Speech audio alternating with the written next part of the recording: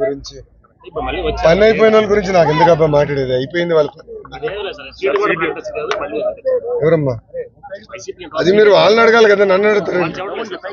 అరే ఈరోజు మీరు ఆంధ్ర రాష్ట్ర వ్యాప్తంగా చంద్రబాబు నాయుడు గారు 94 స్థానాలు ప్లస్ అఫ్ కోర్స్ జనసేన అధ్యక్షులు వారు పవన్ కళ్యాణ్ గారు ఇద్దరు కలిపి 99 స్థానాలు అభ్యర్థులు ప్రకటించడం జరిగింది. You are ready? నేను ముందరికి వెళ్తాం సార్.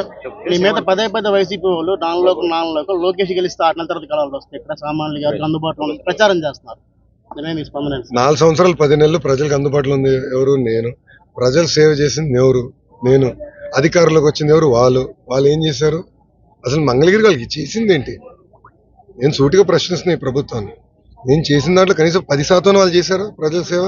అప్పుడు మాట్లాడే హక్కు వస్తుంది. రెండోది, నేను నివసిస్తుంది ఇక్కడ, నా ఓటు ఉంది ఇక్కడ. వాళ్ళు నా గురించి మాట్లాడే అర్హత ఎక్కడ వచ్చిందని నేను మిమ్మల్ని అడుగుతున్నా. ఎమ్మెల్యే గారు ఇల్లు ఎక్కడుందో మీకు తెలుసండి? మీడియా మిత్రులు మీకు తెలుసా?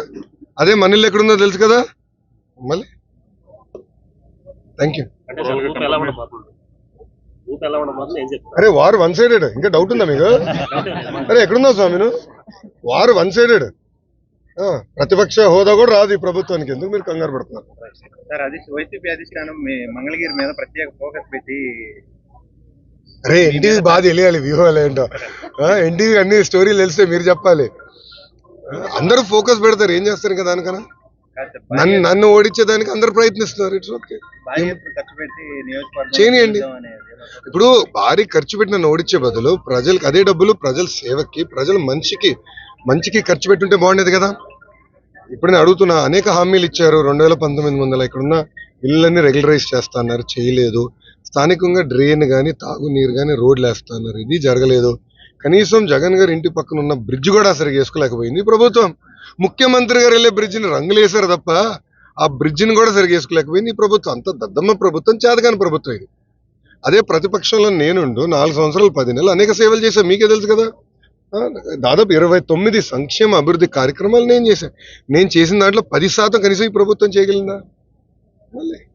మళ్ళీ వాళ్ళు నా గురించి మాట్లాడితే ఎంతవరకు న్యాయం అండి?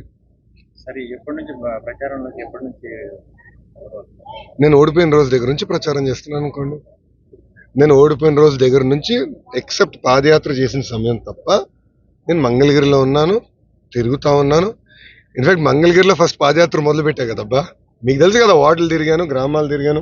అంటే అన్ని తిరగలేకపోయా, వాస్తవం అన్ని తిరగలేకపోయాను. దాదాపు 80% 85% నేను తిరిగాను. మిగిలిన తప్పనిసరిగా తిరుగుతాను. దాంట్లో నేను ఓడిపోయిన దగ్గర నుంచి ఇక్కడనే ఉన్నాను, ఎక్కడ పోలే కదా, వేరే నియోజకవర్గం ఎత్తుక్కోలే కదా. ఓడిపోయిన దగ్గర మళ్ళీ గెలవాలనేది నా తాపత్రం, కట్టుబడి ఉన్నాను. ఎమ్మెల్యే మిమ్మల్ని రెండోసారి ఓడించి ఇక్కడి నుంచి వెళ్తానని చెప్పడం చేశారు మీడియాలో. అది ప్రజలు నిర్ణయిస్తారు కదా, అది ప్రజలు నిర్ణయిస్తారు. మీరే చూస్తారు కదా. ఇంకా 45 రోజులు ఎన్నికలు జరగబోతున్నాయి. గతంలో ఎలా ఉందో అలానే ఉంటుంది. ఎందుకు బాగా చేశాను కనుకనే బాబు గారు డిక్లేర్ చేశారు. మీ అందరూ తెలుసు, మీ అందరు కూడా ఫోన్లు వచ్చి ఉంటాయి అనుకుంటున్నా. ఐవీఆర్ఎస్ ఫోన్ కాల్స్ వచ్చి ఉంటాయి. లోకేష్ పనితీరు బాగుందా బాగాలేదని మిమ్మల్ని కూడా అడిగారు. గన్ ష్యూర్ గా ఈయన కూడా వచ్చి ఉంటుంది, ఆర్కే గారు కూడా వచ్చి ఉంటుంది ఫోన్లు. గ్యారంటీగా ఆయన కూడా ఫోన్ వచ్చి ఉంటుంది. ఎందుకంటే బాబు గారు నియోజకవర్గంలో అందరు ఓటర్లందరికీ వాళ్ళ అభ్యర్థుల గురించి ఆయనకున్న అవగాహన మేరకు అభ్యర్థులు ఎవరున్నారో వాళ్ళు చూసుకుంటున్నారు. దాని వరకు ఆయన ఐవీఆర్ఎస్ ఫోన్ కాల్స్ చేస్తున్నారు.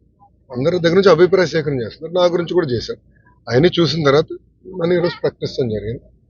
గతంలో ఎట్లా పనిచేసినా అట్లనే పనిచేస్తాను. నిరంతరం ప్రజలకి అందుబాటులో ఉన్నా కదా, ముందరికి వెళ్తాను. ఓకే, దయచేసి నన్ను అడిగిన ప్రశ్నల్ని మీరు ఆర్కే గారిని అడగాల్సిందిగా కోరుతున్నాను. ఓకేనా?